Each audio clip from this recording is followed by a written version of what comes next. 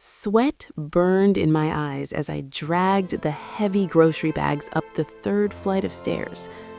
I was 7 months pregnant. Every step felt like punishment. My back ached, my legs trembled. By the time I reached my apartment door, I could barely breathe. I pushed the door open. Inside, the television blasted loud video game gunfire. My older brother Tyler lounged on the couch like he owned the place. His friends Cody and Mason were sitting beside him. Empty soda cans covered the floor. Tyler paused the game and slowly looked at my stomach. Then he smirked. "You're getting disgusting to look at," he said. "Lose that weight fast, or I'll kick you out and find some internet girls to take care of me." Cody and Mason exploded with laughter. The sound echoed through the room. I bit the inside of my cheek, hard. Then I forced a polite smile and dropped the grocery bags on the floor. Let them laugh. They had exactly 72 hours left before I legally and completely destroyed Tyler's life. I walked into the kitchen and shoved the milk into the refrigerator. The glass bottles clinked loudly. Behind me, the living room noise continued. Video game explosions, shouting, more laughter. My name is Jaime. I'm 28 years old, and the baby kicking against my ribs right now is not the result of love. It is evidence. 7 months ago, Tyler drove me to an abandoned warehouse on the edge of town. He told me we were picking up some furniture for my apartment. Instead, he shut off the engine, locked the doors from the outside, and handed me over to Cody and Mason to settle his gambling debt. That night, I walked back into my parents' house. My clothes were torn. My skin was bruised and dirty. I expected rage. I expected my father to grab his rifle.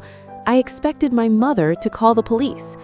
Instead, my mother handed me a cheap, wet towel. She pulled me into the laundry room. Her voice dropped to a whisper. "This is your fault," she said. "You went there voluntarily. What were you wearing?" Then she leaned closer. "Do you want your brother to rot in prison? Do you want to ruin this family's reputation over a stupid mistake?" They buried what happened.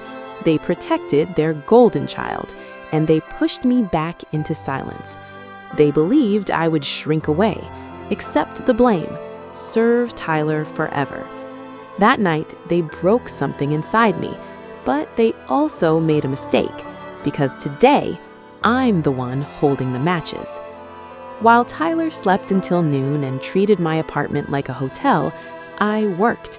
Every night until 3 in the morning, I baked pastries, packed orders, shipped boxes. I built an online bakery from nothing, hundreds of orders every week. Yesterday afternoon, I sat in a corporate office downtown and I signed a commercial contract worth $150,000. The ink is already dry. In exactly 3 days, that money will clear, and the keys to a heavily gated townhouse across the city will be in my hand. Tyler believes my silence means submission. He thinks I carry his groceries and swallow his insults because I'm helpless. He has no idea. I'm just counting down the clock. I need him comfortable. I need him arrogant. I need him blind to the blade above his neck, until the second it falls. From the living room, Tyler shouted, "Hey, are we eating tonight or what? Make us some nachos. Don't skimp on the beef this time." I pressed my forehead against the refrigerator. I paid the rent. I paid the electricity. I paid for the high-speed internet he used all day. Yet Tyler strutted around my apartment like a king. Then my phone buzzed. 3 sharp alerts. Fraud alert. Charge approved. $12,000. Custom Builders LLC. My lungs froze. That was my maternity fund, the money for my hospital delivery. I slowly looked toward the dining table.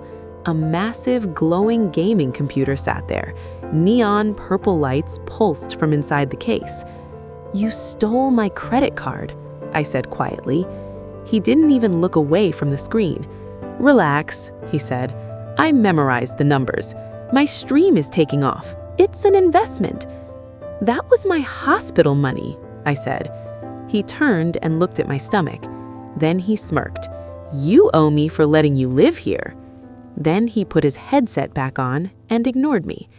He thought he had just robbed me, but in reality, he had just created the final piece of evidence I needed. Friday morning, Tyler packed a duffel bag. He and his friends drove out of state for a gaming convention. The second his car disappeared down the road, my phone buzzed. The contract deposit cleared, $150,000. I squeezed the keys to my new gated townhouse. Then I moved. 2 moving trucks arrived. Within 3 hours, my entire life was packed and gone. 60 days earlier, I had already filed a lease termination notice. Tonight, the lease would officially end.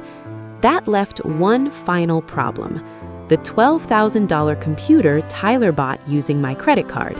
Legally, it belonged to me. A tech reseller dismantled the system and bought it back. Then I connected a small drive and copied everything from Tyler's hard drive. Every message, every Discord chat, every file. I slipped the drive into my jacket. Then I stood in the empty apartment. For years, Tyler called himself an alpha male, but without my money, without my apartment, without my food, he was nothing, just a grown man pretending to be powerful. I placed one final item on the kitchen counter, my baby ultrasound. Under the word family, I crossed out Tyler's name with a thick black marker. Then I walked out and locked the door. The first day of the month arrived. Tyler returned from his convention. His key card no longer worked. The building manager threw his belongings into the hallway. Homeless and furious, he called my mother. She demanded I come help him. I blocked both of their numbers. Tyler panicked. He sent his online followers to attack my bakery with fake reviews.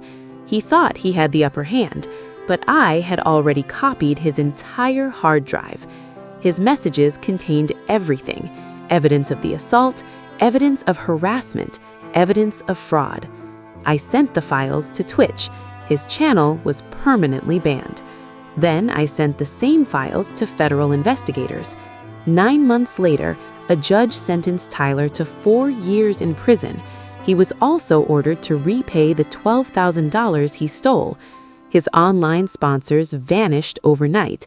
His reputation collapsed.